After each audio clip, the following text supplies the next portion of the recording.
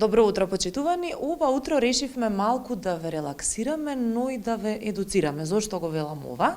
Затоа што ќе зборуваме за масажа на глава, што верувам дека многу ќе ви се допадне кога ќе гледате преку инсертите како се прави тоа, но и мала едукација што значи масажа на глава, односно колку може да придонесе за подобро здравје. Во продолжение ќе зборуваме со Матеја Шошкич, која што ќе ни каже нешто повеќе токму за масажа на глава, но ќе позборуваме, ми се чини дека и за масажа на лице, но ете јас би сакала ово утро малку повеќе акцент да ставиме на таа спа, хед спа или македонски преведено масажа на глава. Матеја, добро утро. Добро утро, Милена. Драго ми е што дојдовте. Да, интересно е ова хед спа или спа на глава, се претежно актуелни познати ритуали, да ги наречам, за опуштање, за релаксација, што најчесто се практикуваат во источниот дел од светот. Односно, се што учам и се што пробувам да го донесам тука, се токму такви некои традиции. Оно што денеска ќе го зборуваме е корејски третман, кој што вклучува и масажа на глава.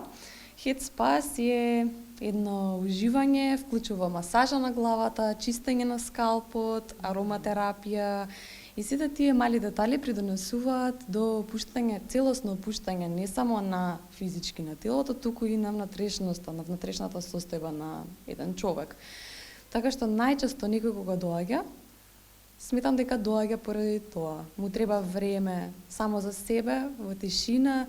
И да, начин како да го ослободи цел стрес што знае да се акумулира во предолот на главата и вратот. Така, многу луѓе се жалат на болки во вратот, главоболки во овој период од годината. Дали може би тоа се најчестите причини, како што кажавте, или може би има и некои други причини? Дали треба некој да внимава во однос на здравствената состојба? Дали постојат луѓе кои што не смеат да го практикуваат ова? И колку е возраста тука важна? Од колку до колку години може да се практикува?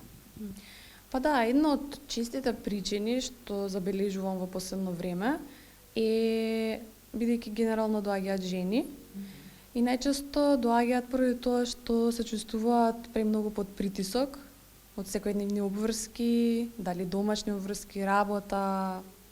Нашето секојдневие е веќе премногу стресно, постојано се сочуваме со разни обврски, стресови, дедлайнс, рокови кои што мора да ги стигнеме.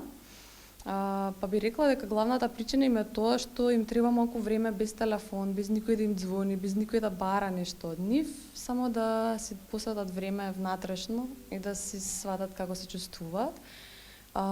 Не се препорачува за бремени жени, сепак се препорачува да се направат консултација со лекар. Возраста не е тука важна, поради тоа што самиот третман е базиран на природни состојки. И односно тоа го прави да е посебен. Се користат билни чаеви, разни природни етерични масла, шампоните и производите, исто така се корејски бренд кој што искористуваат моќта на природата и го вадат екстрактот од самото растение, така што не може да се соочат со никакви несакани последици на скалпот, освен доколку немаат некоја алергија, што правиме консултација секогаш пред тоа. Така. Колку често се практикува ова, не знам, еднаш неделно, 2 пати месечно или може почесто? Нема правило. Колку што човек е спремен и во можност, може да си доаѓа да го прави истиот. Најчесто гледам како што доаѓаат повторно клиенти, си го практикуваат еднаш месечно, еднаш на месец и пол, 2, зависи кога чувствуваат потреба, кога имаат премногу стрес. И го прават и во комбинација со, што спомна, масажата на лице. Да. Добро, колку време трае оваа масажа на глава? Самиот третман трае 45 минути, поделен на неколку поглавни делови. 1/3 од него е самата масажа на глава. И оно што придонесува да биде уште поинтересно, забавно и за самиот клиент што лежи тука, се самите звуци што се прават кога ќе се направи шампон и пена. Самата масажа добива некако поинако чувство, затоа што и се слушаат разни звуци и допирот на скалпот кога има пена, кога има шампон, е малку поразличен од колку на сува или на мокра коса. И сега искуства од тие кои што доаѓаат повторно кај вас, што велат? Немам веќе главоболка, немам веќе болка во врат, или не сум толку напната? Кои се најчистите коментари кои што ги добивате, за да знаат другите кои што не следат зошто би требале да дојдат тука? Се сеќавам сега последно, клиентка кажа дека откако и за време на самата масажа и откако си отишла, целиот тој ден се чувствувала многу смирено. Односно, дека го немала доживено тоа чувство предходно и била зачудена што траело тоа и откако си заминала тука. Цела вечер после тоа си легнала дома, заспала толку поспокојно отколку што предходните денови. Да. Тоа е одлично, мислам дека на сите ни треба некога што и ни недостасува. Ја споменавме тука и масажата на лице, која што многу често оди во пакет. И рековте дека тоа ви е така едно посебно искуство кое што го имате. Што добиваме со тоа? Масажата за лице пак е руска техника и таа си има исто така видливи резултати, односно се постигнува лифтинг, затегнување на лицето. На сите мускули се работи од деколтето, вратот и лицето.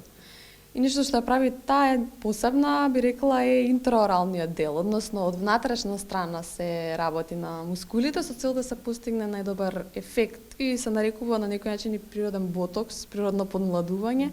Мене таа ми е лично фаворит. Така, претпоставам жените и тука почесто доаѓаат или има и мажи кои што доаѓаат во последно време повеќе? За ова масажа на лице конкретно доаѓаат некогаш и мажи. Инаку се практикува почесто отколку она на глава, затоа што и нормално како жени сакаме да се грижиме за изгледот на нашето лице. Оние кои што не се толку за боток, за филери и повеќе практикуваат природна нега, го практикуваат ова дури еднаш неделно, некои 2 пати. Зависи од потребата, од типот на кожа, од возраста. Матеја, убаво кажавте, секојдневието наше знаеме какво е, полно со обврски, стресни ситуации, на сите ни треба некогаш да го најдеме мирот и спокојот, а верувам дека многумина го нашле тука, па ете една топла препорака и за другите наши гледачи да се обидат, да видат дали ќе им помогне таа масажа на глава. Ви благодарам многу и се гледаме во следна прилика.